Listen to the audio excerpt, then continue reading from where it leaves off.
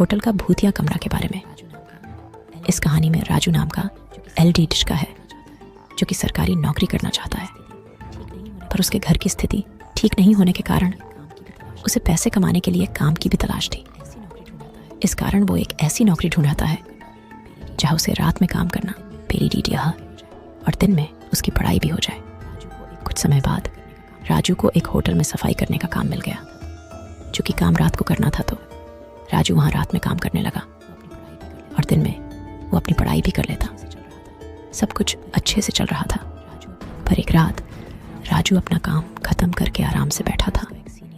तभी वहां पे उसका एक सीनियर आया और उससे बोला, तुम यहाँ आराम से क्यों बैठे हो? सर, मैं अपने कमरों की सफाई कर चुका हूँ, इसलिए बैठा हूँ। नहीं, आज तुम्हें होटल के सबसे ऊपर की मंजिल पे 4 कमरे हैं, उनकी भी सफाई करनी। जाओ वहाँ। इतना बोल के उसका सीनियर वहां से चला गया। फिर राजू ने होटल के सबसे ऊपर की मंजिल के 3 कमरों की सफाई कर दी और अंत में जो 4 नंबर का कमरा था वहां गया। वो बहुत ही आलीशान कमरा था। इतना खूबसूरत कमरा राजू देख के उसे देखता ही रह गया। अभी तक किसी ने भी राजू को इस कमरे की खूबसूरती के बारे में नहीं बताया था। राजू ने थोड़ा ध्यान दिया तो उसने पाया कि ये कमरा तो पहले से ही साफ है, मगर फिर भी उसे वहां सफाई तो करनी ही थी। इसलिए वो वहां की चीजों को बेडे आराम से साफ करके उसके स्थान पर रखता जा रहा था। कुछ देर बाद राजू को ऐसा लगा उसके पीछे कोई खटखटा है। राजू ने पीछे मुड़ के देखा तो वहां कोई नहीं था। राजू ने सोचा ऐसा वो कई रातों से काम कर रहा है और दिन में नहीं, सो पता ऐसा इसलिए हो रहा है, और वो वापस अपने काम में लग गया। तभी अचानक उसे ऐसा लगा कि कोई उसके सामने से दौड़ के भागा है। राजू को अब डर लगने लगा और वो थोड़ा देर के लिए सहम सा गया और कुछ देर इधर उधर देखने के बाद उसने फिर से अपना काम चालू किया ताकि वो जल्दी से अपना काम खत्म करके वहां से निकल जाए। और जब वो वापस काम करने में लगा तभी मनो जैसे उसके कंधे पे किसी ने हाथ रख दिया हो। राजू अब घबरा के चिल्लाते हुए, हे भगवान बचाओ मुझे, कोई तो। उस कमरे से भागने लगा। तभी राजू का गाला किसी ने जोर से पकड़ी एच लिया और वो भाग नहीं पा रहा था। इतने ही देर में राजू के सीनियर राजू की आवाज सुन के वहां पहुंच गए।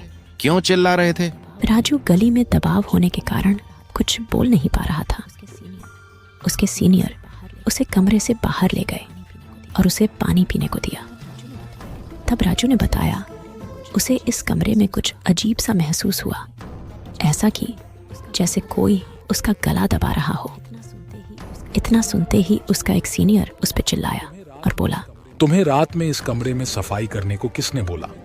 इस कमरे में कोई भी अकेले सफाई नहीं करता और इस कमरे की सफाई भी दिन के समय की जाती है। मैं अपना काम खत्म करके बैठा था, तभी एक सर आए। उन्होंने ने ही मुझे इस कमरे की सफाई करने को बोला था, इसलिए मैं इस कमरे में आया। ये कहानी है होटल का भूतिया कमरा के बारे में। इतना सुनते ही जितने भी लोग उस होटल में काम करते थे सभी को राजू के सामने लाया गया ताकि राजू उसे पहचान सके कि किसने उसे ऊपर वाले कमरे में काम करने भेजा। फिर वहां जितने भी लोग थे राजू ने सबको देखा, पर उनमें से कोई नहीं था। तब उन लोगों ने वहां जितने स्टाफ काम करते थे उन सारे स्टाफ की इमेज राजू की दिखाई। तब राजू ने उनमें से एक को देख के बोला कि इन्होंने ही मुझे वहां सफाई करने भेजा था। इतना सुनते ही सारे लोग डर गए, क्योंकि राजू ने जिसकी इमेज दिखाई उस स्टाफ की मौत 1 महीने पहले ही उसके कमरे में सफाई से दौरान हुई थी। फिर राजू के सीनियर ने उस कमरे के बारे में राजू को बताया। वह कमरा इस होटल का भूतिया कमरा है। करीब 1 साल पहले वहां पे पति पत्नी रुके थे और रात में पति ने ही अपनी पत्नी की हत्या कर दी।